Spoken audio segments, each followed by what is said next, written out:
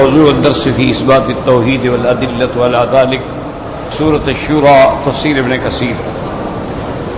الحمد لله رب العالمين والصلاة والسلام على أشرف الأنبياء وسيد المرسلين سيدنا محمد وعلى آله وأصحابه أجمعين. اللهم صل على سيدنا محمد وعلى آل سيدنا محمد كما صليت على إبراهيم وعلى آل إبراهيم في العالمين إنك حميد مجيد.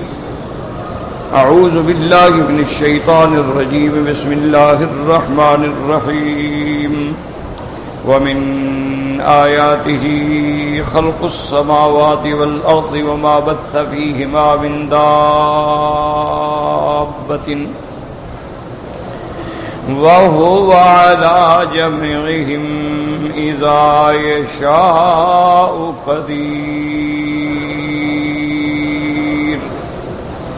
وما أصابكم من مصيبة فبما كسبت أيديكم ويعفو عن كثير.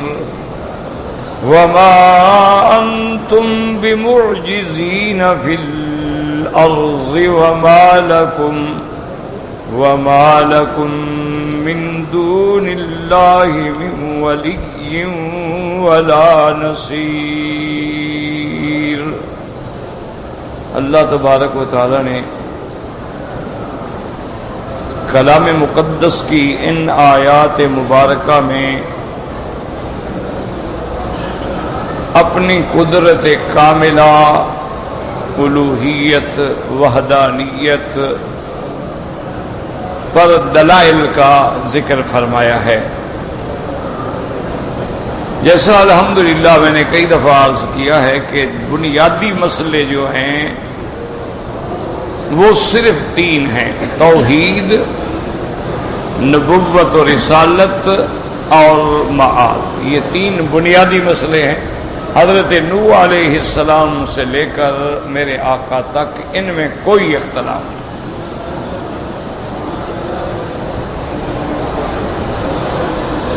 اور انہی پر مدار ہے نجات کی، فلاح کی، ایمان کی، جنت کی، فوز کی. اگر ان مسائل میں کچھ تذبذب ہو تو پھر نجات ممکن.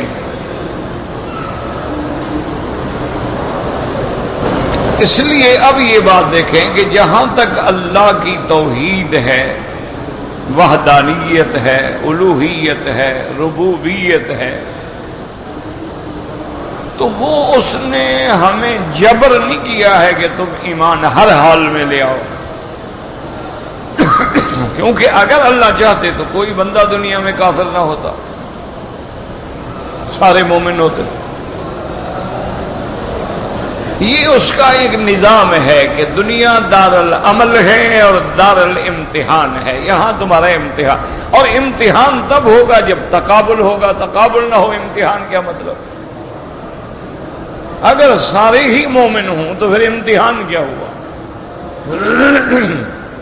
امتحان تو تب ہوگا نا کہ ایک طرف ابو جہل کی جہالت ہو اور ادھر حضرت صدیق کی صداقت ہو، تب امتحان ہو. تو یہ اس کا نظام ہے. دوسرا، اللہ تبارک و تعالی یہ بھی ہمیں حکم نہیں دیتے کہ لوگوں سے جبرن کہو کہ کلمہ پڑھو. نہیں. اسی لیے حضور صلی اللہ علیہ وسلم باقاعدہ خط لکھتے تھے، خطاب مبارک بھیجتے تھے بادشاہوں کو اور اس کے بعد خلفائے راشدین بھی، کہ بھئی یا تو اسلام لے آؤ، ہمارے بھائی بن جاؤ. اگر اسلام نہیں قبول کرتے ہو تو پھر مسلمانوں کو جزیہ ادا کرو، یعنی ہمارے تابع رہو، باج گزار بن کے رہو، اپنے مذہب پہ رہو. لیکن نہ تم ہمارے دشمن کی مدد کرو گے، نہ ہمارے خلاف سازشیں کرو گے، اور ہمیں باقاعدہ جزیہ دو گے. اور وہ جزیہ ٹیکس نہیں، وہ اس لیے کہ ہم تمہاری حفاظت کریں. اور اگر یہ بھی قبول نہ ہو تو پھر ٹھیک ہے، پھر میدان میں آ کے پھر تلوار فیصلہ کرے گی، پھر جہاد. تو اس لیے اللہ تبارک و تعالی نے 1,24,000 پیغمبر بھیجے، 313 رسول بھیجے، 123 کتابیں نازل فرمائیں، انبیاء کے بعد پھر علماء قیامت تک کے لیے آئے، کیونکہ اللہ کی توحید اور ان مسائل پہ دلائل دیں، کوئی مان لے اس کی مقدر قسمت۔ اور کوئی آدمی اگر سورج نصف النہار پہ کھڑا ہو اور نہ مانے تو پھر اس کا سمجھے کہ مقدر میں ہی گمراہی ہے۔ اب دیکھو نا جی، رات ہے، کوئی کہے میں نہیں مانتا، اب اس کا کیا علاج ہے دنیا میں؟ اب اس کو آپ کیسے منوائیں؟ یعنی ایک ایسی بات ہے جو ساری دنیا مان رہی ہے، واضح ہے۔ تو اس لیے اللہ نے توحید پر بھی، انبیاء کی نبوت و رسالت پر بھی اور معاد پر بھی باقاعدہ دلائل دیے ہیں قرآن، کہ ان دلائل و آیات و براہین کی روشنی میں پہچان، حق اور باطل کا فیصلہ کر۔ اور وہ دلائل جو ہیں یاد رکھو مختلف ہوتے ہیں، کبھی دلائل سماوی ہوتے ہیں جن کا آسمانوں سے تعلق ہے، کبھی دلائل ارضی ہوتی ہیں جن کا زمینوں سے تعلق ہے، کبھی دلائل آفاقی ہوتے ہیں، کبھی دلائل انفسی ہوتے ہیں کہ تیرے اپنے بدن سے دلائل پکڑے جا رہے ہیں۔ تو ہر قسم کے اللہ نے دلائل، تو آج انہی آیات میں، انہی دلائل میں، انہی نشانیوں میں اللہ نے ارشاد فرمایا ہے اس سبق میں جو ہم تلاوت کر رہے ہیں، فرمایا وَمِنْ آيَاتِهِ خَلْقُ السَّمَاوَاتِ وَالْأَرْضِ وَمَا بَثَّ فِيهِمَا مِنْ دَابَّةٍ وَهُوَ عَلَى جَمْعِهِمْ إِذَا يَشَاءُ قَدِيرٌ۔ اللہ فرماتے ہیں میں اللہ کی قدرت کی نشانیوں میں، آیات مانا نشانی، خلق السماوات والارض، آسمانوں کی تخلیق، آسمانوں کو پیدا فرمانا، زمین کو پیدا فرمانا، یہ اس کے قدرت کمال کی نشانیاں ہیں۔ اسی لیے قرآن کئی مقام پہ کہتا ہے فَلَمْ يَنْظُرُوا إِلَى السَّمَاءِ أَفَلَمْ يَنْظُرُوا إِلَى السَّمَاءِ كَيْفَ بَنَيْنَاهَا وَزَيَّنَّاهَا وَمَا لَهَا مِنْ فُرُوجٍ۔ اور کسی جگہ اللہ فرماتے ہیں وَالسَّمَاءَ بَنَيْنَاهَا بِأَيْدٍ وَإِنَّا لَمُوسِعُونَ وَالْأَرْضَ فَرَشْنَاهَا فَنِعْمَ الْمَاهِدُونَ۔ اور کہیں سوال کے رنگ میں امن خلق السماوات والارض، کون ہے جس نے آسمانوں اور زمینوں کو پیدا کیا؟ یہ اتنی بڑی دلیل ہے کہ اس کا توڑ کافروں کے پاس بھی نہیں ہے، منکرین کے پاس بھی نہیں ہے، مشرکین کے پاس بھی نہیں۔ کیوں؟ اللہ فرماتے ہیں کہ آسمان و زمین میں نے بنائے ہیں۔ کوئی ہے دعویٰ کرے کہ نہیں جناب آپ نے 6 بنائے ہیں، 7واں تو میں نے بنایا ہے؟ کوئی تو نکلے نا میدان میں۔ اللہ فرماتے ہیں زمینیں میں نے پیدا کی ہیں، کوئی تو نکالو نا دنیا میں دعویٰ کرے کہ نہیں جناب فلاں ٹکڑا تو میں نے بنایا ہے۔ اسی لیے قرآن چیلنج کرتا ہے اَأَنْتُمْ تَخْلُقُونَهُ أَمْ نَحْنُ الْخَالِقُونَ، کیا تم نے ان چیزوں کو پیدا کیا ہے کہ ہم پیدا کرنے والے ہیں؟ اسی طرح اللہ تبارک و تعالی اپنے بندوں کو تحدید فرماتے ہیں کہ میرے بندے ذرا غور کرو، آسمانوں میں بار بار نظر ڈالو، ثم ارجع البصر کرتین، ينقلب إليك البصر خاسئا وهو حسير. اور کہیں اللہ فرماتے ان فی خلق السماوات والارض واختلاف اللیل والنہار لآیات لأولی الالباب.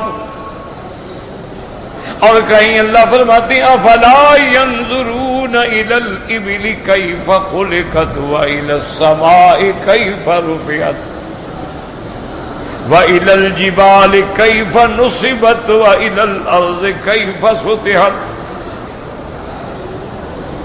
اور کسی جگہ اللہ فرماتے ہیں میرے بندے أَأَنْتُمْ أَشَدُّ خَلْقًا أَمِ السَّمَاءُ بَنَاهَا رَفَعَ سَمْكَهَا فَسَوَّاهَا وَأَغْطَشَ لَيْلَهَا وَأَخْرَجَ ضُحَاهَا. اللہ فرماتے ہیں میرے بندے تیرا پیدا کرنا دوبارہ بڑی چیز ہے یا آسمانوں کو بنانا بڑی چیز ہے؟ تو اللہ نے سمائی دلائل دیے. اور پھر فرمایا وَلَقَدْ زَيَّنَّا السَّمَاءَ الدُّنْيَا بِمَصَابِيحَ وَجَعَلْنَاهَا رُجُومًا لِلشَّيَاطِينِ. اور کہیں فرماتے اِنَّا زَيَّنَّا السَّمَاءَ الدُّنْيَا بِزِينَةٍ الْكَوَاكِبِ. ایک ایک آیت پڑھتے جاؤ تو یہ ایک ایسی دلیل ہے کہ جس کا انکار ممکن ہی نہیں ہے کہ زمین پہ تم چلتے ہو، آسمان کے نیچے تم رہتے ہو، زمین تیرا قرار ہے، آسمان تیری چھت ہے. اس لیے فرماتے ہیں وَجَعَلْنَا السَّمَاءَ سَقْفًا مَحْفُوظًا کہ دیکھو ہم نے کیسے آسمان کو محفوظ چھت بنا دیا ہے. اور اس کے بعد یعنی یاد رکھیں کہ کافروں کے پاس بھی کوئی دلیل دیکھو نا جی. آج کل جو بندے حضرت علی کو مشکل کشا سمجھتے ہیں، پیروں کو حاجت روا سمجھتے ہیں، کوئی ہے دنیا میں جو دعویٰ کرے کہ جی فلاں زمین کا ٹکڑا میرے پیر نے بنایا ہے؟ کوئی لے آؤ نا میدان میں. اچھا جس جگہ آپ کے پیر کی یا میرے پیر کی قبر ہے وہی جگہ بھی اس نے بنائی ہے. تو جو قبر جتنا زمین بھی نہیں بنا سکتے وہ ساری مخلوق کے نظام کو کیسے حل کر سکتے؟ اس لیے اللہ تبارک و تعالی بار بار چیلنج کرتے ہیں کہ تم نے زمین پہ چلنا ہے اور آسمانوں کے نیچے رہنا ہے. اس لیے قرآن کہتا ہے کہ دیکھو ان السماء کیف رفعت، ذرا آسمانوں پہ نظر ڈالو کہ ہم نے ان کو کیسے پیدا کیا اور کیسے اونچا کیا. تم نے ایک چیز ڈالنی ہو تو لاکھوں کرینے لے آتے ہو جی اونچی جگہ ہے کیسے پہنچائیں.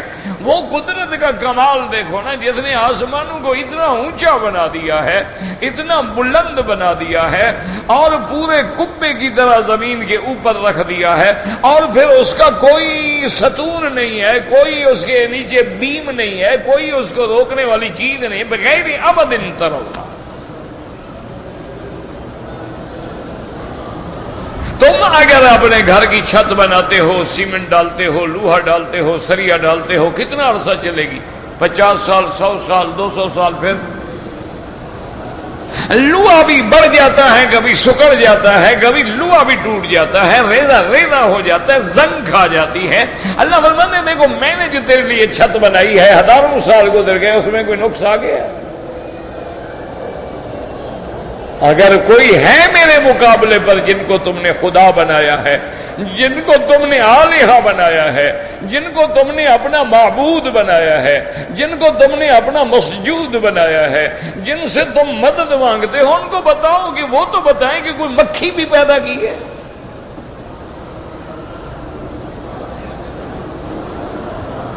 اللہ فرماتے ہیں مکھی پیدا کرنا تو چلو اگر مشکل ہے تمہارے آلہہ سے، اگر تم ان آلہہ یہ جو بت ہیں، دیوی دیوتا ہیں، ان پہ جا کے عطر لگا دو اور کوئی مکھی آ کے اڑ کے اس کے اوپر بیٹھ جائے تو یہ اڑا لیتے؟ نہیں. دیکھو نا آپ اللہ کے حرم میں بیٹھے ہو، اللہ نے آپ کو بھی تو عقل دیا ہے، کوئی ساری ذمہ داری مولوی مکی کی تو نہیں ہے. اللہ نے آپ کو بھی تو عقل دیا، آپ بھی منہ سے کھانا کھاتے ہیں، منہ سے پانی پیتے ہیں، کبھی ناک سے تو نہیں کھایا کھانا؟ نہیں، آپ مجھے دیانتداری سے اللہ کے گھر میں سیدھی بات بتائیں کہ کافروں نے جو بڑے بڑے بت بنائے ہیں، دیوی ہے، دیوتا ہیں، اچھا یہ مہر کی دیوی ہے، یہ قہر کی دیوی ہے، یہ وشنو ہے، یہ شنکر ہے، یہ فلاں ہے، یہ فلاں ہے، جیسے مکے والوں نے بنائے تھے، حبل ہے، لات ہے، منات ہے، عزا ہے، اساف ہے، نائلہ ہے۔ اللہ فرماتے ہیں اگر ان بتوں پر کوئی تم خوشبو مل دیتے ہو، محبت سے عطر لگا دیتے ہو، گلاب چھڑک دیتے ہو، اور مکھیاں اڑ کے اس کے اوپر آگے بیٹھ جائیں، تو تمہارے اس الہ میں، اس صنم میں، اس تمثیل میں، اس انداز میں یہ طاقت ہے کہ اس مکھی کو اڑا لے؟ ہے طاقت؟ نہیں ہے۔ اچھا پیر کی قبر پہ مکھی بیٹھ جائے، پیر اڑا لیتا ہے؟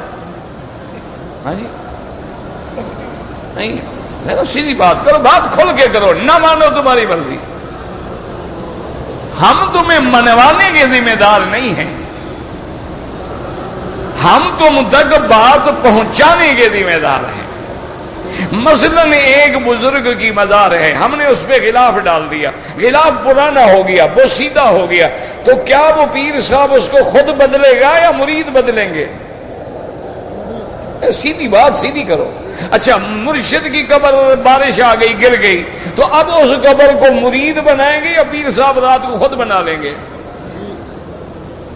تو قبریں بھی تم بناؤ، غلاف بھی تم ڈالو، پھر بچے پیر دیتا ہے، یہ کیا بات ہے؟ یعنی جنازہ بھی تم پڑھو، کندھے پہ بھی تم اٹھاؤ، قبریں بھی تم کھدائی کرو، دفن بھی تم کرو، اوپر مٹی بھی تم ڈالو، پھر سنگ مرمر لگا کے روزے بھی تم اونچے کھڑے کرو، اور جناب جب وہ نہ وہ روزہ اپنا بناتے ہیں، نہ قبر اپنی کھودتے ہیں، نہ دفن خود بخود ہو جاتے ہیں، نہ غلاف بدلنے کی طاقت رکھتے ہیں، تمہیں اولاد کہاں سے دے دیتے ہیں؟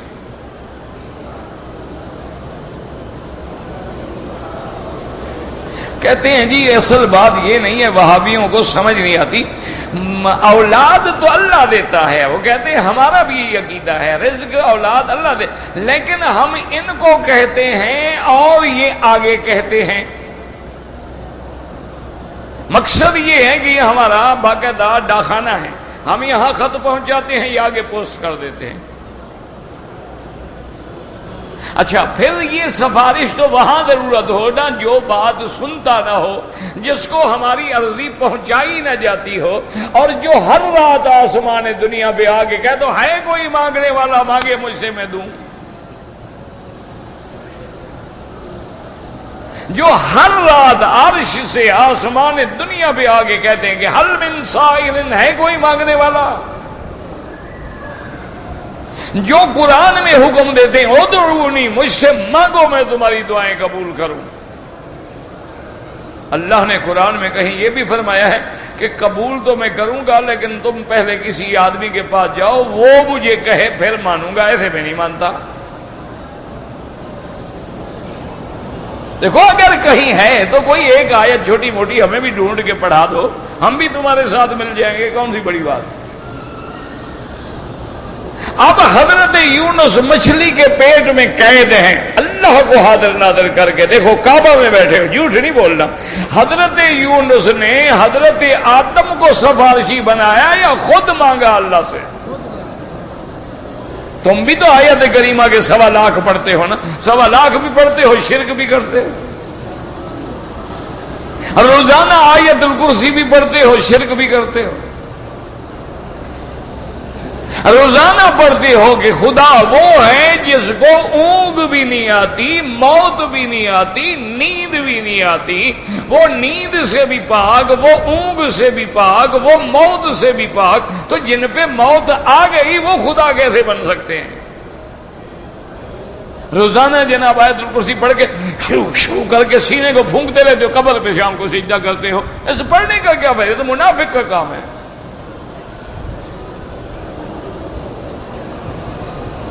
اس لیے اللہ چیلنج کرتے ہیں کہ میری قدرت کی نشانی یہ ہے کہ میں نے آسمان و زمین پیدا کیے ہیں، ان سے بھی کہو کہ یہ بتائیں انہوں نے کیا پیدا کیا۔ اور پھر جن سے تم مانگ رہے ہو ان کو کس نے پیدا کیا ہے؟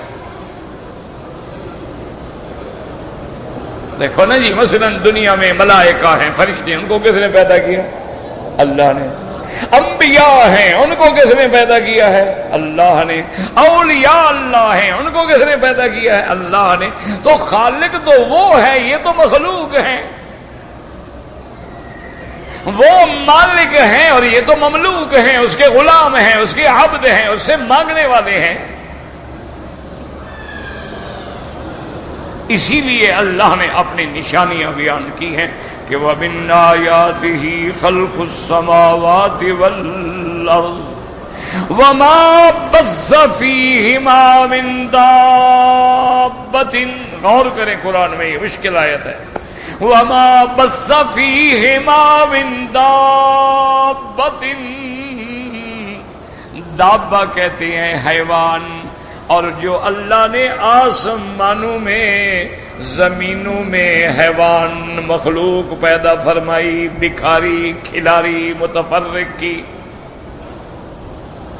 تو اب یہاں مشکل یہ پیدا ہوتی ہے کہ بھی آسمانوں میں تو کوئی جانور ہے نہیں، اور قرآن کہتا ہے کہ دونوں میں وَمَا بَثَّ فِيهِمَا مِن دَابَّةٍ، اور دوسری جگہ قرآن فرماتے ہیں وَمَا مِن دَابَّةٍ فِي الْأَرْضِ إِلَّا عَلَى اللَّهِ رِزْقُهَا۔ دابہ کہتے ہیں ما يَدُبُّ عَلَى الْأَرْضِ، ہر وہ زیرو چیز جو چلنے والی ہے، زمین پہ چلنے والی ہے، زمین پہ رہنے والی ہے۔ اللہ فرماتے ہیں میں نے آسمانوں میں اور زمینوں میں ان کو بکھیر دیا ہے، پھیلا دیا ہے۔ تو آسمانوں میں کیا مطلب؟ اب اس کے علماء نے یاد رکھو دو جواب دیے۔ ایک جواب تو یہ ہے کہ ذکر دونوں کا کیا گیا ہے، لیکن دوسری جگہ دلیل ہے کہ دابہ جو ہے وہ زمین پہ چلنے والی چیزوں کو کہا جاتا ہے، جیسے اللہ فرماتے ہیں یخرج منہم اللؤلؤ والمرجان، ہم نے دریا پیدا کیے، میٹھے بھی پیدا کیے، نمکین بھی پیدا کیے، اور ان دونوں سے لولو اور مرجان موتی نکلتے ہیں۔ حالانکہ لولو اور مرجان جو ہے وہ سمندر سے تو نہیں نکلتا ہے، وہ کڑوے دریا سے تو کبھی نہیں نکلتا ہے، نمکین سے وہ تو میٹھے دریاؤں کے کناروں پہ نکلتا ہے، لیکن لفظ دونوں کا آ گیا ہے تو تغلیباً کہہ دیا گیا کیوں، آخر دریا دریا ہے، میٹھے ہیں، کڑوے ہیں، درمیانے ہیں، پھر سارے دریا جو ہیں اسی بڑے دریا میں جا کے گرتے ہیں، اس لیے کہہ دیا گیا کہ دونوں سے نکلتے ہیں، ورنہ موتی تو ایک سے نکلتے ہیں۔ اسی لیے فرما دیا کہ دونوں میں ہم نے جاندار پھیلائے ہیں۔ اور بعض علماء فرماتی ہیں کہ دابہ کا معنی یہ ہے کہ ہر ذی روح، یاد رکھو، کیونکہ ایک ہے نا جمادات، اب پتھر ہے، پہاڑ ہے، جماد ہے، سونا ہے، چاندی ہے، تانبا ہے، پیتل ہے، جس ہے، جمادات ہیں، کوئلہ ہے، ہر چیزیں جمادات ہیں، لیکن ایک ہے کہ ذی روح چیز ہے، اس کے اندر روح ہوتا ہے، وہ دابہ ہے۔ وہ کہتے ہیں جب یہ ترجمہ کریں گے تو پھر مشکل کوئی نہیں، کیونکہ آسمانوں میں بھی تو فرشتے ہیں، ان کے اندر بھی تو روح ہے، وہ زندہ ہے، وہ بھی آسمانوں میں رہتی ہے، آسمانوں کی مخلوق ہے، اور ان پہ بھی موت آئے گی، تو لہذا اب ٹھیک ہو گیا کہ وَمِنْ آيَاتِهِ خَلْقُ السَّمَاوَاتِ وَالْأَرْضِ وَمَا بَثَّ فِيهِمَا مِن دَابَّةٍ۔ اللہ فرماتے ہیں کہ دیکھو پھر میں نے آسمانوں میں کتنے فرشتے ہیں کوئی نہیں جانتا، وَمَا يَعْلَمُ جُنُودَ رَبِّكَ إِلَّا هُوَ۔ اللہ نے فرمایا میرا مدنی، تیرے اللہ کا لشکر جو ہے فرشتوں کا وہ اللہ جانتا ہے، کوئی نہیں جانتا وہ کتنے ہیں۔ تو آسمان اور اتنی اللہ کی مخلوق ہے کہ میرے آقا رحمت دو جہاں سیدنا محمد مصطفیٰ صلی اللہ علیہ وسلم، اللہ کے کروڑوں صلاۃ و سلام میرے محبوب پہ، آپ ایک دن بیٹھے تھے، رفع بصرہ الی السماء، آپ نے سر مبارک اٹھا کے آسمان کی طرف دیکھا اور پھر فرمایا اتت السماء وحق لها انت اتا. آپ نے فرمایا آسمان سے چرچراہٹ کی آواز آ رہی ہے، اور فرمایا آنی بھی چاہیے، کیونکہ ما من موضع قدر شبر الا وملک، آسمان میں ایک بالشت کے برابر بھی جگہ خالی نہیں ہے مگر کوئی نہ کوئی فرشتہ کھڑا ہے، اللہ کی تسبیح کہہ رہا ہے سبوح قدوس ربنا ورب الملائکۃ والروح. جب آسمان میں اتنی جگہ بھی خالی نہیں تو آواز تو پھر آئے گی. چرچراہٹ کہتے ہیں جیسے آپ نے دیکھا کہ اونٹ پہ پلان رکھتے ہیں، اگر بوجھ زیادہ ڈالو تو لکڑی سے ٹکراتی ہے نا تو چرچراہٹ پیدا ہوتی. اس لیے آپ نے فرمایا اتیت مانا چرچراہٹ، آواز پیدا ہونا. تو آسمانوں پہ بھی اتنی اللہ کی مخلوق ہے، اور فرمایا زمین میں بھی مخلوق ہے. پھر میں نے اپنی مخلوق کو زمین میں کیسے پھیلا دیا ہے، کسی کا میں نے رہنا سہنا پیدا ہونا دریاؤں اور پانی میں بنا دیا ہے. وہ پانی میں رہتے ہیں، پانی میں بچے دیتے ہیں، پانی میں جوان ہوتے ہیں، پانی میں نسلیں بڑھتی ہیں ان کی. دیکھا ہے کتنی مخلوق ہے پانی میں. صرف مچھلیوں کی قسمیں گننا شروع کرو نا تو ہزاروں سے زیادہ ہے. اچھا مچھلی کے علاوہ بحری کتنی مخلوق ہے. اللہ اکبر. یعنی میں نے ایک دفعہ شکاگو میں شاید دیکھا تھا، انہوں نے ایک بہت بڑا، یعنی جس کو آپ عجائب گھر کہتے ہیں، وہ عجائب گھر تھا. تو اس کے اندر ایک پورا ایریا جو تھا نا جی، بہت بڑا ہال تھا، اور اس میں بڑے انتظامات تھے. اس میں صرف مچھلیاں تھیں. تو ہم تو گنتے تھک گئے کہ مچھلیوں کی قسمیں کتنی ہیں اور ہر مچھلی کا رنگ کتنا ہے. اچھا اور بعد ایک مچھلی ہے اس کے رنگ 10 رنگ کی ایک مچھلی.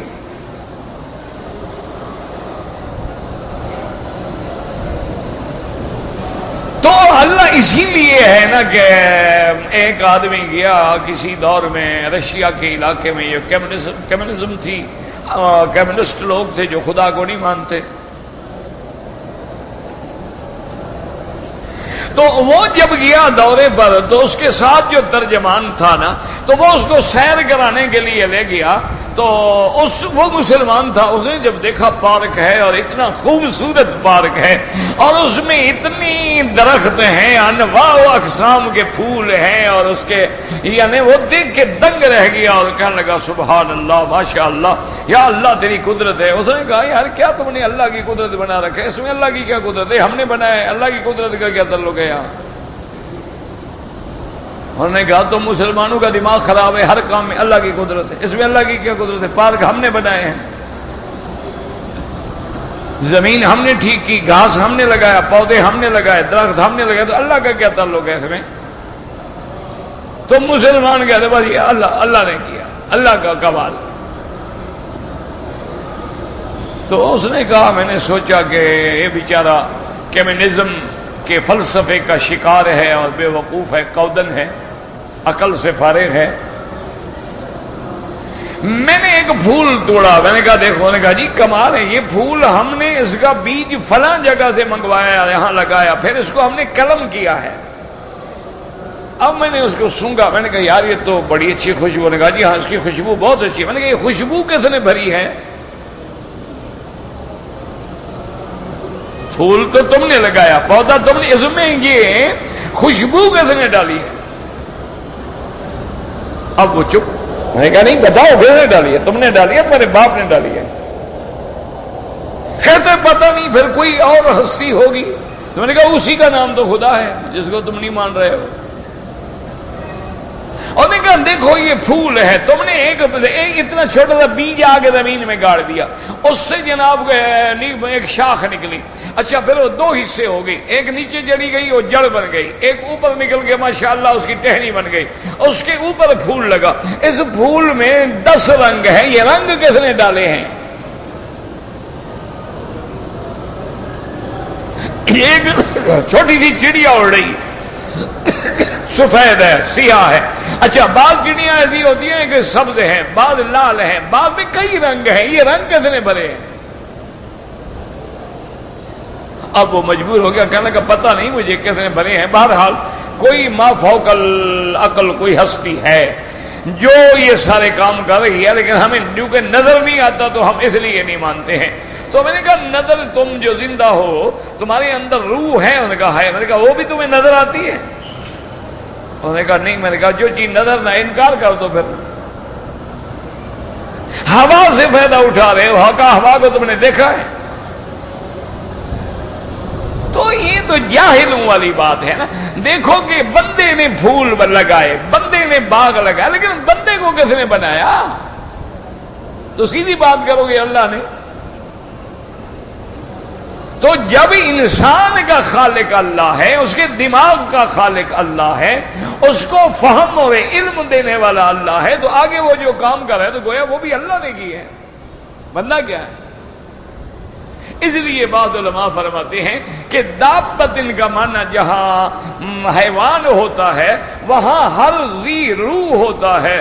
آسمانوں میں اللہ نے فرشتے رکھے ہیں، زمینوں میں اللہ نے انس و جن رکھے ہیں، حیوانات رکھے ہیں، پھر ان کو تقسیم کر دیا ہے کہ کچھ دریاؤں میں ہیں، کچھ خشکی میں ہیں، کچھ جانور رات کو نکلتے ہیں، کچھ دن کو نکلتے ہیں، رات کو آرام کرتے ہیں، کچھ جانور موذی ہیں، کچھ جانور مانوس ہیں، کچھ جانور تیرے دودھ کے کام آتے ہیں، کچھ تیرے گوشت بنا کے کھانے کے کام آتے ہیں، کچھ جانور تیری سواری کے کام آتے ہیں۔ اللہ نے ہر چیز کو کھلار دیا ہے، اور پھر کمال ایسا ہے، ایسے کھلا رہا ہے کہ بعض ملک ہیں ان میں اونٹ نہیں ہے، بعض ملک ہیں ان میں ہاتھی نہیں ہے، بعض ملک ہیں ان کے اندر بغلا اور خچر نہیں ہے۔ کیسے کھلا دیا ہے!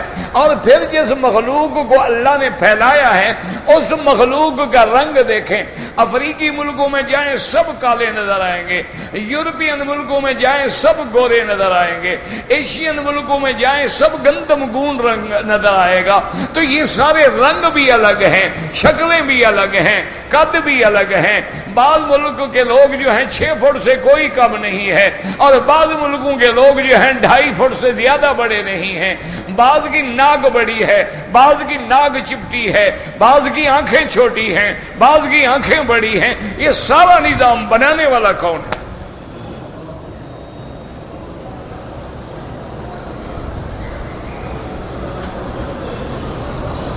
اللہ اکبر۔ مسلمانوں عقیدے ٹھیک کرو۔ اب دیکھو دنیا میں ایک پیر ہے، مولوی ہے، بزرگ ہے، بڑا ہے، بیمار ہو جائے تو علاج کے لیے ہسپتال جاتا ہے، ڈاکٹر کے پاس جاتا ہے، اور جو اپنی بیماری میں ڈاکٹر کا محتاج ہے وہ مٹی کے نیچے جانے کے بعد مشکل کشا اور حاجت روا بن جاتا ہے۔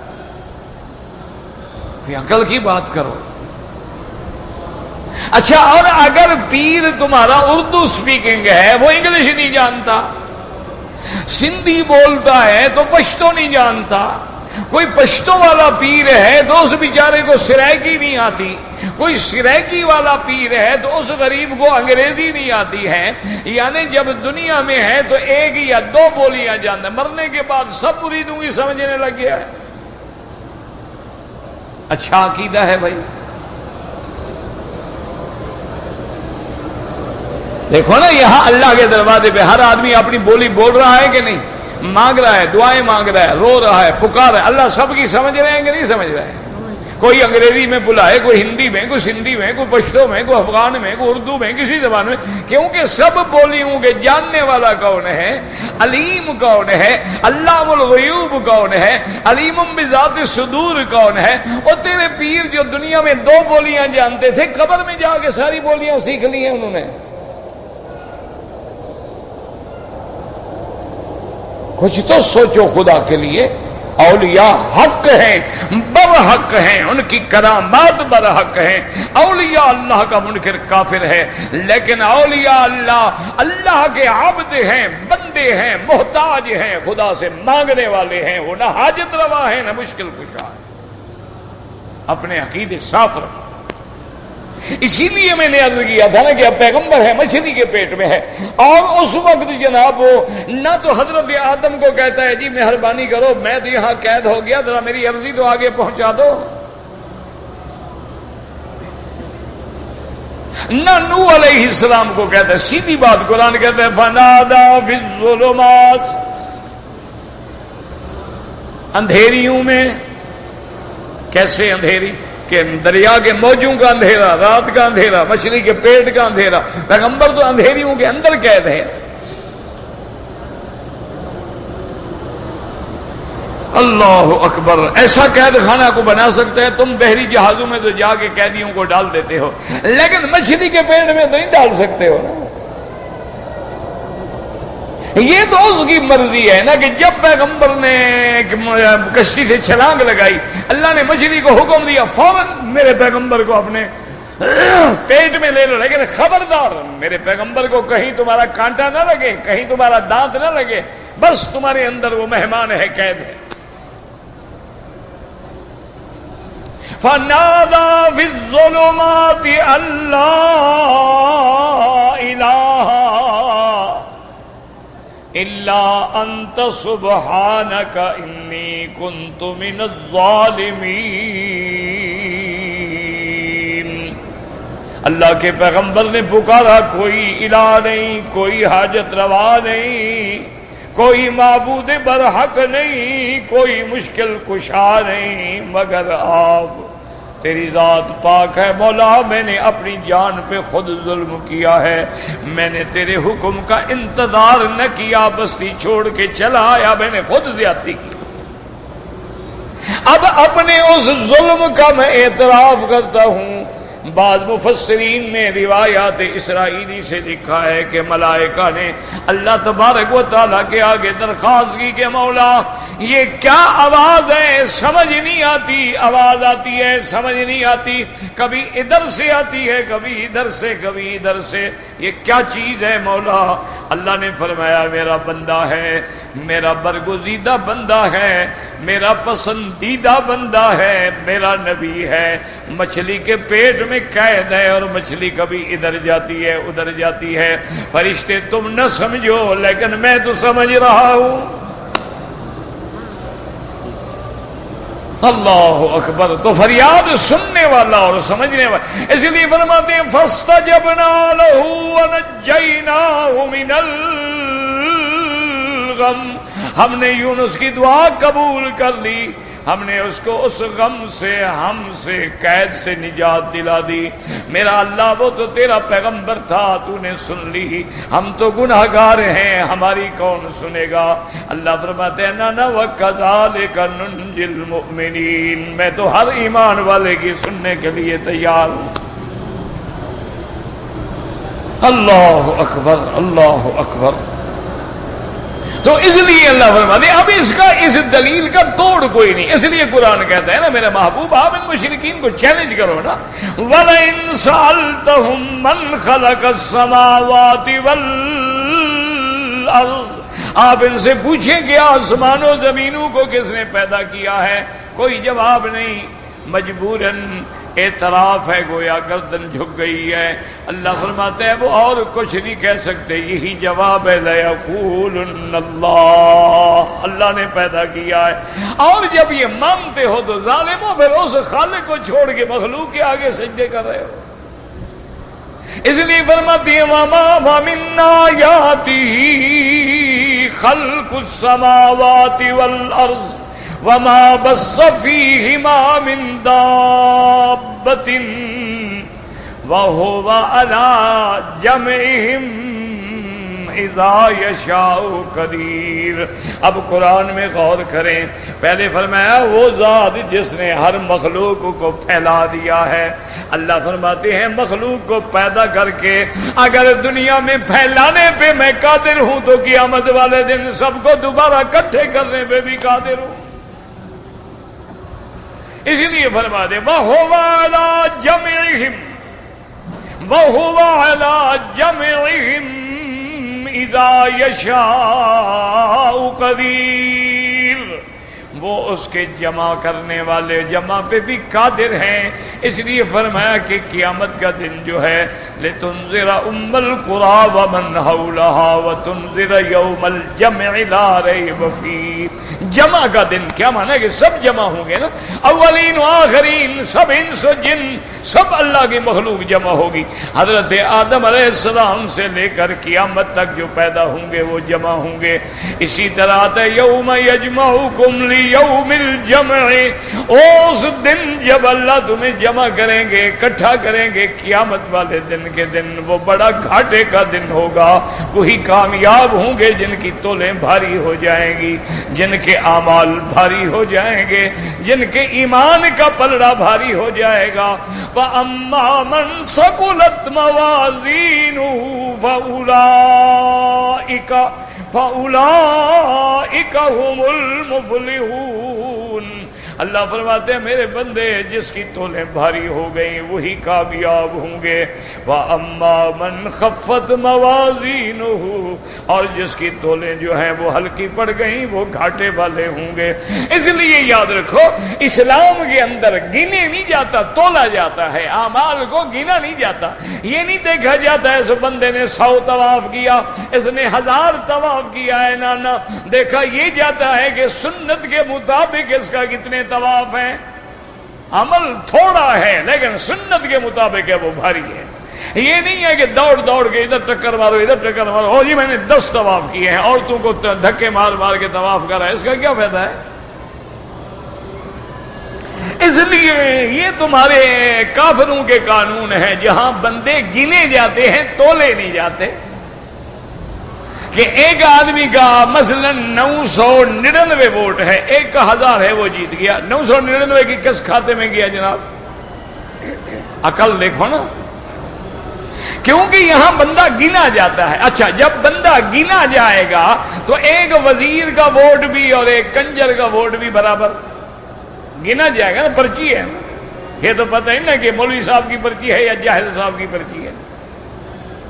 یہ بھی کوئی قانون ہے دنیا کا کہ جہاں عالم اور جاہل برابر ہو، جہاں عقل والا اور بے وقوف برابر ہو، جہاں سمجھدار اور نہ سمجھ برابر؟ یہ بھی کوئی قانون ہے؟ لوگوں کو پاگل بنا دیا ہے دنیا میں کہ جی اب سب سے اچھا قانون یہ عجیب اچھا قانون ہے. بھائی اللہ فرماتے ہیں نہ نہ، ہمارے ہاں تو وزن ہوتا ہے نا کہ ساری کائنات ایک طرف، میرا مدنی محمد ایک طرف، کوئی اس کا مل نہیں ہو سکتا، کوئی اس کے برابر نہیں ہو سکتا. ساری دنیا کے اولیاء اکٹھے کرو ایک صحابی کے قدم کے برابر بھی نہیں، کیونکہ صحابی نے دیدار کیا ہے محمد مصطفیٰ کا. یہ لاکھ ولی بنے لیکن ان کو صحبت حاصل نہیں ہے. لاکھ تابعی ایک صحابی نہیں بن سکتے، لاکھ صحابی ایک نبی نہیں بن سکتا، لاکھ نبی ایک محمد مصطفیٰ نہیں بن سکتا، اور ساری کائنات مل کے خدا نہیں بن سکتا. خدا خدا ہے، مخلوق مخلوق ہے. دعا کرو اللہ ہمیں صحیح عقیدے نصیب کرے.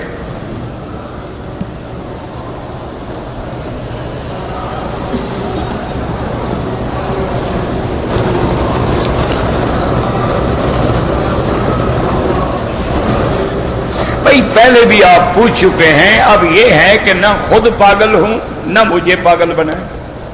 یہ چوتھی دفعہ ایک ہی پرچی آپ بھیجتے ہیں. والدین نے جو پہلا نکاح لڑکی کا کیا ہے دوسرا نکاح نہیں ہو سکتا جب تک وہ شوہر طلاق نہ دے. اگر وہ دوسرا نکاح کریں گے تو وہ زنا تصرف ہوگا، نکاح نہیں ہوگا. نکاح وہ پہلا جب تک موجود ہے دوسرا نکاح نہیں ہوتا. ایک سیدھی سی بات، ایک دفعہ ہو گیا، 2 دفعہ ہو گیا، پھر روز پرچی آ جائے. تمہیں کوئی چڑ ہے؟ چڑ ہے تو ڈنڈا لے کے پہنچ جاؤ جو دوسرا نکاح کر رہے ہیں. آج کل تو یہی کام ہے نا.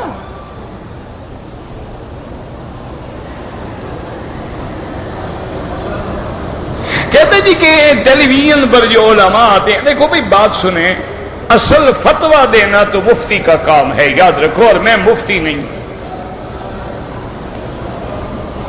لیکن جہاں تک تھوڑا بہت پڑھا ہے اس کی روح سے ہم یہ سمجھتے ہیں کہ ہر چیز فی ذات ہی حرام نہیں ہوتی.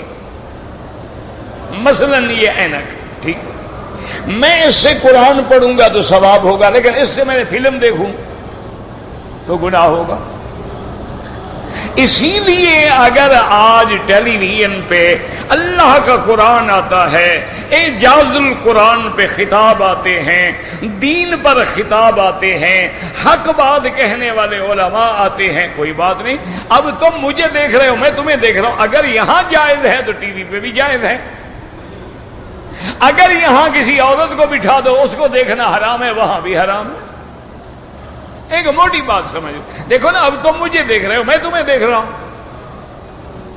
تو اسی طرح اگر ہم اس تصویر میں بھی ایک بندے کو، مرد کو دیکھ رہے ہیں، عالم کو دیکھ رہے ہیں، وہ خطاب کر رہے ہیں. کیوں؟ یہ جدید وسائل جب تک ہمارے علماء اختیار نہیں کریں گے، اس وقت تک باطل کا مقابلہ آپ کر بھی نہیں سکتے. ایک سیدھی بات ہے، لاکھ ادھر ادھر گھماؤ اور یہ ہوا اور وہ ہوا اور فلاں ہوا، حل کوئی نہیں ہے.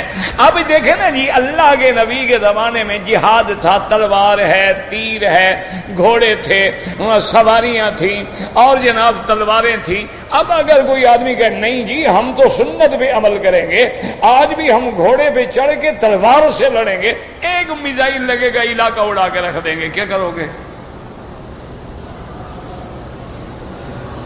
یہ کیا بات ہے؟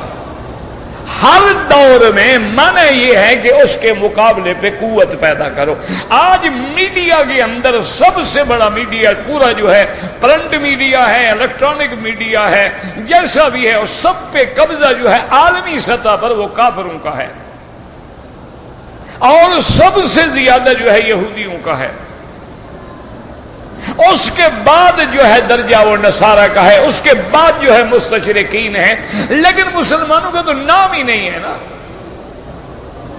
اس کا نتیجہ یہ نکلتا ہے کہ وہ ایک غلط بات کو سچ بنانے کے لیے اپنے آدمی بھیج دیتے ہیں. پوری دنیا میں ایک منٹ میں وہ غلط بات پھیل جاتی ہے، اور تمہاری سچ بات سننے والے کتنا ہے؟ تو اگر ایسا کرو گے نا تو مر جاؤ گے، تمہاری داستان تک بھی نہ ہوگی داستان. اس کا توڑ یہ ہے، میں نے آپ کو شاید پہلے بھی بتایا تھا، مجھے واشنگٹن سے ایک بی بی نے ٹیلی فون کیا. اس نے کہا میں لیڈی ڈاکٹر ہوں، میرا شوہر بھی لیڈی ڈاکٹر ہے، بڑی مشکل سے میں نے آپ کا ٹیلی فون نمبر لیا ہے. اس کو میں ٹیلی فون اس لیے کر رہی ہوں کہ میں آپ کو بتانا چاہتی ہوں کہ میری ہر نماز میں، میری تہجد میں آپ کے لیے میں ہمیشہ دعا کرتی ہوں. اس نے کہا میری 2 لڑکے ہیں، 2 لڑکیاں ہیں، دونوں بے حیائی کی ہر حد پھلانگ گئے تھے، وہ کافروں سے بھی آگے نکل گئے تھے، اور ہمارے سامنے وہ اپنے فرینڈز کو لے کر ہمارے سامنے آتے. لڑکیاں کہتی یہ میرا فرینڈ ہے، لڑکے کہتے یہ میری فرینڈ ہے، اور کمروں میں ہیں اور ہلا گلا ہے، شراب ہے. ہم رو رہے ہوتے تھے. کسی اللہ کے بندے نے آپ کا ایک البم ہمیں دے دیا. تو ایک دن ہم نے مشورہ کر کے اپنی اولاد کو بلایا. ہم نے کہا دیکھو تمہاری برائی میں ہم نے کبھی دخل نہیں دیا، چونکہ وہاں کوئی دخل دے ہی نہیں سکتا. ہم نے آپ کو کبھی نہیں روکا. ایک وعدہ کرو کہ یہ جو البم ہے یہ سنو گے، باقی تم جو مرضی آئے دیکھو. انہوں نے بھی مان لیا. اس کے بعد انہوں نے سننا شروع کر دیا. انہوں نے کہا اللہ کا شکر ہے کہ آج میرے دونوں لڑکیاں، دونوں بیٹے ہر نماز مسجد میں پڑھتے ہیں اور پردہ کرتے ہیں اور سب برائیوں کو چھوڑ دیا انہوں نے. تو اللہ نے ذریعہ بنا دیا. اب آواز پہنچی تو ذریعہ بنانا، جس کو آواز ہی نہ پہنچے وہ کیا ذریعہ بنے. یہاں ایک امریکن لڑکی اسلام لائی اور وہ آئی تھی، اس نے خطاب کیا تھا. تو اس نے اس خطاب میں کہا، اس نے کہا کہ مسلمانوں ہمیں بتاؤ، ہم نے پیپسی کولا بنایا ہے، 7 اپ بنایا ہے، کوکا کولا بنایا ہے، ہم نے مرنڈا بنایا ہے، ہم نے پیزا بنایا ہے، ہم نے برگر بنایا ہے، ہم نے روسٹ بنایا ہے، ہم نے پین کیک کا ناشتے بنائے ہیں. ہم نے تو اپنی ہر برائی بنا کے تمہارے گھروں میں پہنچا دی ہے. تمہارے پاس جنت جہنم کے نسخے ہیں، تم نے ہمیں کیوں نہیں دین پہنچایا؟ اور نے کہا ٹھیک ہے مجھے دین پہنچا، میں مسلمان ہو گئی. میرے ماں باپ کافر مر گئے، ان کے جہنم میں جانے کا ذمہ دار کون ہے؟ اس لیے ہمیشہ یاد رکھیں. اب اللہ کا فضل ہے کہ اس وقت دنیا میں بعض اسلامی ملک جو ہے وہ کوشش کر رہے ہیں، جیسے المجد ہے، النور ہے اور اقرا ہے، اور کئی اسلامک چینل ہیں جن پہ ماشاءاللہ بڑی محنت ہو رہی ہے. لیکن ابھی بھی ہم یعنی 100 میں 1% بھی مقابلے پہ نہیں آئے. محض قادیانیوں کے 4 چینل ہیں. ہمارا ایک بھی نہیں ہے. اور بات کرو تو پرانے مولوی کہتے ہیں دیکھو جناب یہ اس کو فتویٰ تو کافر ہو گیا. حضور کے زمانے میں ٹی وی نہیں تھی. اور جناب حضور کے زمانے میں تو ہوائی جہاز بھی نہیں تھے. آپ جو ہوائی جہاز پہ چڑھ کے آتے ہیں 5 اسٹار ہوٹلوں میں کھانے کھاتے ہیں, یہ بھی نہیں تھے حضور کے زمانے میں. آپ نے جو گھڑیاں باندھی ہوئی ہیں حضرت, یہ بھی حضور کے زمانے میں نہیں تھی. اس لیے میں تو بھائی اس بات کا قائل ہوں, سیدھی بات ہے, اللہ پاک غلطی پہ ہوں, اللہ مجھے معاف کرے, اور صحیح بات ہے تو علماء کو قبول کرنا چاہیے. جب تک تم باطل کے مقابلے پہ وہی ٹیکنالوجی وہی علم حاصل نہیں کرو گے تم مقابلہ نہیں کر سکتے.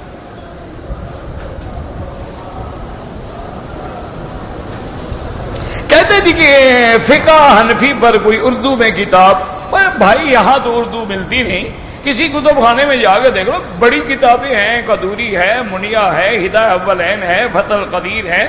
اب تو بڑی کتابوں کے اردو ترجمے ہو گئے ہیں, کوئی لے لو. پاکستان میں اردو کی تفسیر معارف القرآن سب سے اچھی اور آسان تفسیر ہے, جو عام اردو دان طبقہ فائدہ اٹھا سکتا ہے. علماء کا کام تو الگ ہوتا ہے نا. تو عام آسانی کے لیے معارف القرآن نام ہے. مفتی شفیع صاحب کی بھی ہے, مفتی محمد ادریس خان دہلوی کی بھی ہے رحمت اللہ علیہم. کہتے ہیں کہ نامحرم کے ٹکرانے سے, بھائی نامحرم کے نہیں, کسی حتیٰ کے محرم کو بھی ہاتھ لگانے سے امام شافعی کے نزدیک وضو ٹوٹ جاتا ہے. نامحرم تو نامحرم ہے. کہتے جی بخاری شریف میں کیا ثابت ہے؟ آپ پہلے بخاری شریف کا مجھے نام بتا دیں, مسئلہ میں پھر بتا دوں گا. جس نے چٹ لکھا ہے نا وہ کھڑے ہو کے مجھے بخاری شریف کا نام بتائے, 100 ریال بھی دوں گا, مسئلہ بھی بتاؤں گا. ہمت ہے تو آؤ میدان میں. جب نام نہیں آتا لکھتے کیوں ہو؟ کتاب کا ایک آیا ہو گیا جی یہ حدیث بخاری شریف میں. میں نے کہا پہلے مجھے بخاری شریف کا نام تو بتاؤ. بخاری شریف ہے کہ یہ تو کوئی نام نہیں, بے وقوف آدمی. یہ بھی کوئی نام ہے؟ بخارا ایک شہر کا نام ہے, وہاں کے رہنے والے تھے ابی عبداللہ محمد بن اسماعیل بن ابراہیم البخاری رحمہ اللہ. تو نسبت ہے جیسے میں مکے میں پیدا ہوا مکی ہو گیا, وہ بخارا میں پیدا ہوئے بخاری ہو گئے. یہ تو کوئی کتاب کا نام نہ ہوا. وہ کہا جی نام تو نہیں آتا. جب نام نہیں آتا سمجھو گے مٹی. پہلے اتنا تو پڑھا ہوگے تمہیں نام آ جائے. اگر کوئی فوت ہو گیا رشتہ دار, ہاں بالکل ان کے لیے عمرہ کرو, حج کرو, سب کچھ کرو, دعا کرو, اللہ ان کو ثواب دیں گے. یہ بھی ہوئی سر. آب زمزم سے وضو کر سکتے ہیں, کر سکتے ہیں. اگر ہم نے ہوٹل میں کپڑے باندھے پھر مسجد عائشہ سے جا کے نیت کر آئے, بالکل ٹھیک ہے. میری والدہ نے صفا مروہ کے صرف 2 چکر کیے, باقی میں نے پورے کیے, ان پہ دم پڑ گئی. آپ نے کیوں پورے کیے؟ ریڈی پہ بٹھا کے پورے کروا دیتے بس. یہ کیا بات ہے؟ یہ کون سا مشکل کام ہے؟ رکن یمانی یمن کی جانب ہے, وہاں اللہ کے فرشتوں کی ڈیوٹی ہے. جب بندہ آگے ہاتھ لگاتا ہے دعا کرتا ہے تو فرشتے کہتے ہیں اللہ اس کی دعا قبول فرما. اور بعض علماء فرماتے ہیں کہ اس کے جو ٹکڑے ہیں یہ بھی جنت کے پتھر ہیں. پانی کی پلاسٹک کی بوتلیں جو ہیں اٹھانے کا کیا منع؟ چوری نہ اٹھاؤ, تمہاری اپنی ہے تو لاکھ دفعہ اٹھاؤ. ہاں کسی نے پانی پی کے پھینک دیا, فاضل پڑی ہے, اٹھا لو, تو بیکار ہے نا. خواب کا مجھے پتہ نہیں لگتا, اور جو خواب میرے آقا کے بارے میں ہو نا اس کو ظاہر نہ کیا کرو. اللہ نے اگر نعمت نصیب کی ہے شکر کرو بس. یہ تو آج کل لوگ ہیں نا, انہوں نے کاروبار بنا رکھا ہے نا کہ ہم نے خواب دیکھا ہے, حضور فرماتے ہیں کہ میں آپ کے دفتر میں آؤں گا لیکن میری ٹکٹ کا انتظام کریں.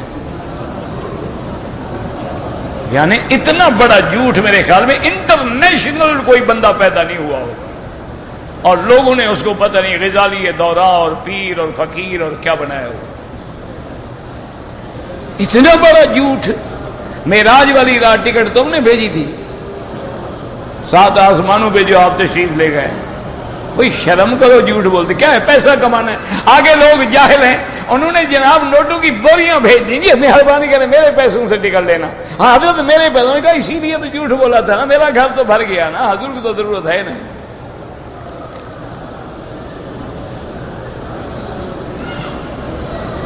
ہاں حقدار کا حق ہر حال میں ادا کرنا ہوگا. نہیں ادا کرو گے تو قیامت میں اللہ تیری نیکیاں اس کو دے دیں گے. اگر نیکیاں پوری نہیں ہوں گی تو اس کے گناہ اٹھا کے تم پہ رکھ دیں گے.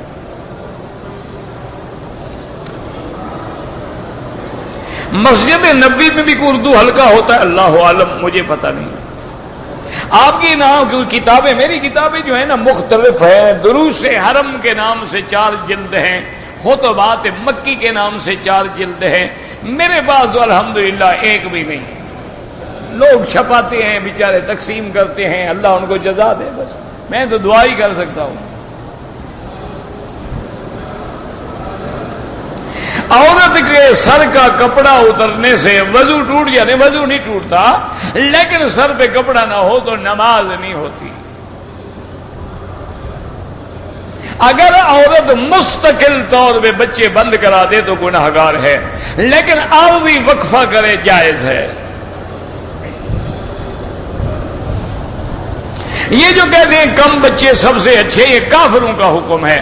حضور نے فرمایا جتنی اولاد زیادہ ہوگی میں قیامت میں فخر کروں گا امت کی کثرت پہ. چونکہ نبی نے فرمایا زیادہ ہوں، یہ کافر ہیں، کہتے ہیں تھوڑے ہوں. اب تمہاری مرضی، کافروں کی مانو یا محمد مصطفیٰ کی مانو. میری بیٹی بیمار ہے، اللہ ہر بیمار کو شفا عطا فرما.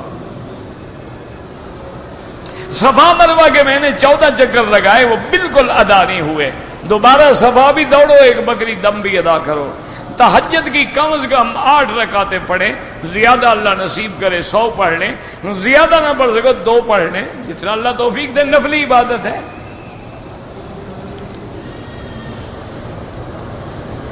بعض لوگ جو ہیں بچے کے وقت کی پیدائش کے مطابق نام بناتے ہیں، یہ کافروں کا عقیدہ ہے، مسلمانوں کا کوئی عقیدہ نہیں. یہ نجومی ہیں، کافر ہیں، ہندو ہیں، وہ جنم بھومی بناتے ہیں، جنم پتری بناتے ہیں، ٹائمنگ کو دیکھتے ہیں. یہ کافروں کے مسئلے ہیں، مسلمان کا کوئی مسئلہ نہیں. داڑھی کٹانا حرام ہے، بالکل اللہ کے نبی کے حکم کا خلاف ہے. اور داڑھی کٹانے والا یا مڈانے والا فاسق و فاجر ہے. ایک دفعہ صغیرہ ہے، بار بار کرنے سے وہ کبیرہ ہو جاتا ہے. استخارہ خود کرنا چاہیے. یہ رواج بن گیا ہے کہ استخارہ کروانا ہے جی، کسی بزرگ کی خدمت میں جائیں گے، حضرت آپ استخارہ کر دیں. یعنی بدبخت خود نہیں کرنا چاہتا، یہ کام بھی شارٹ کٹ کروانا چاہتا ہے. اچھا مولوی کو بھی پیسوں کی ضرورت ہوتا ہے، کر دیں گے جناب، ہدیہ تو دینا پڑے گا نا. ورنہ سنت یہ ہے کہ 2 رکعت پڑھو، دعا استخارہ پڑھو. نہیں آتی ہے لکھی ہوئی لے لو، خود استخارہ کرو. 1 رات، 2 رات، 3 رات، 4 رات، 5 رات، 6 رات، 7 رات، اس کے بعد جو اللہ چاہیں گے وہ ہو جائے گا. یہ جو آج کل آپ کے ٹی وی والے استخارے ہیں نا، گردن جھکا کے استخارہ کر دیتے ہیں، یہ بالکل 100% جھوٹ ہے، 1000% جھوٹ ہے. نبی فرماتے ہیں 7 دن استخارہ کرو، یہ 1 منٹ میں کر دیتے ہیں. اگر طواف بغیر وضو کے کیا جائے ادا نہیں ہوگا، وضو کر کے پھر طواف دہراؤ اور آئندہ احتیاط کرو.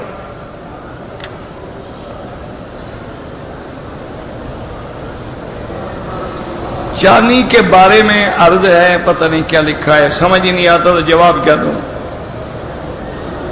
ہاں اللہ کے نام ہیں، یا لطیف ہو یا جامع ہو، یہ پڑھا کریں، اللہ اچھے رشتے نصیب کر دیں گے. اگر گھر میں واش بیسن لگا ہے، کھڑے ہو کے وضو کروں، بالکل جائز ہے.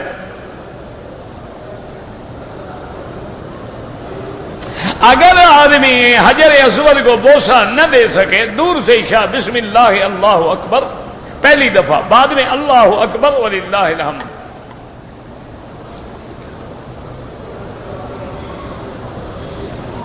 میری خالہ زاد بہن حج کے لیے جانا چاہتی ہے، محرم نہیں ہے. جب محرم نہیں ہے اللہ نے معاف کر دیا، پھر ضرورت ہی نہیں جانے کی.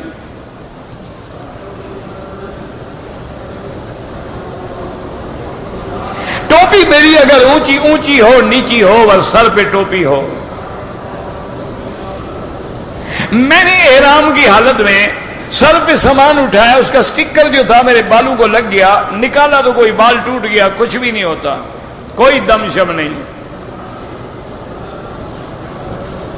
اگر کوئی نماز جنازہ میں زور زور سے آج کل دعا مانگتے ہیں، ان کو 1400 سال کے بعد حدیث سمجھ آئی ہے، خود ان کے باپ دادا جو مر گئے وہ بھی ایسا پڑھتے تھے، ہمیں تو نہیں ملی آج تک حدیث کے جنازہ زور سے پڑھنا چاہیے۔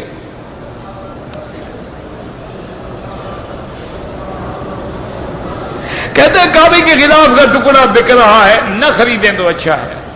بیچنا بھی ناجائز ہے، خریدنا بھی ناجائز، اللہ کے گھر کا خلاف ہے، کیوں بیچا جائے؟ عصر کی نماز کے بعد امام ابو حنیفہ رحمۃ اللہ علیہ کے نزدیک کوئی نماز نہیں۔ وہ حدیث ہے کہ لا صلاۃ بعد العصر حتی تغرب الشمس، عصر کے بعد نماز نہیں جب تک کہ سورج نہ ڈوب جائے۔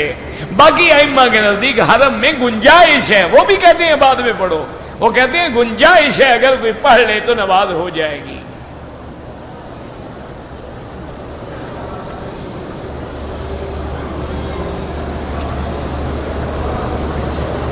زمزم بیچنا بھی حرام ہے، ہاں بھر آنا، لے جانا، لے آنا، اس کی مزدوری دیتا ہے تو وہ جائز ہے۔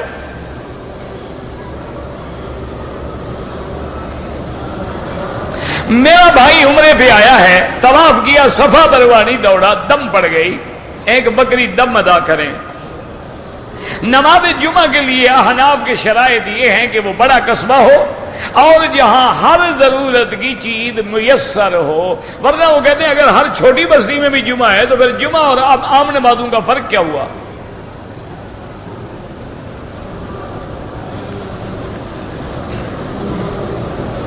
مسجد نبوی میں جب جائیں انشاءاللہ غسل کر کے اچھے کپڑے پہن کے خوشبو لگا کے مسجد میں داخل ہوں، 2 رکعت نماز پڑھیں، ادب سے چلتے جائیں، درود شریف پڑھتے جائیں، پھر مواجہہ شریف میں جا کر نہ بہت دور ہوں نہ زیادہ قریب ہوں، نہ زور کی آواز ہو نہ نیچی آواز ہو، درمیانی آواز میں الصلاۃ والسلام علیک یا رسول اللہ، الصلاۃ والسلام علیک یا حبیب اللہ، الصلاۃ والسلام علیک یا خیر خلق اللہ، السلام علیکم ورحمۃ اللہ وبرکاتہ۔ اس کے بعد حضرت ابو بکر، حضرت عمر، پھر کعبۃ اللہ کی طرف رخ کر کے دعا اللہ سے مانگے۔ سلام نبی کا حق ہے، دعا اللہ کا حق ہے۔ میں نے غلطی سے عمرے کے طواف جو ہے رکن یمانی سے شروع کیا، اب اس طواف کو ایک دفعہ دوہرا دو ورنہ تو عمرہ بھی نہیں ہوگا۔ جو غلطی ہو گئی ہو گئی، اب اسی نیت سے صحیح طریقے سے حجر اسود سے شروع کر کے کہ یا اللہ میں نے جو غلطی کی تھی اس کے عوض میں کر رہا ہوں۔ بعض لوگ اذان میں انگوٹھے چومتے ہیں تو اپنے انگوٹھے چومتے ہیں، نبی پر تو احسان نہیں کرتے۔ قرآن کی بھی مخالفت ہے، نبی کے فرمان کی بھی مخالفت ہے۔ اللہ فرماتے ہیں میرے نبی کا نام آئے درود پڑھو، حضور فرماتے ہیں میرا نام آئے درود پڑھو، یہ کہتے ہیں انگوٹھے چومو، پتہ نہیں کہاں سے نکالا ہے۔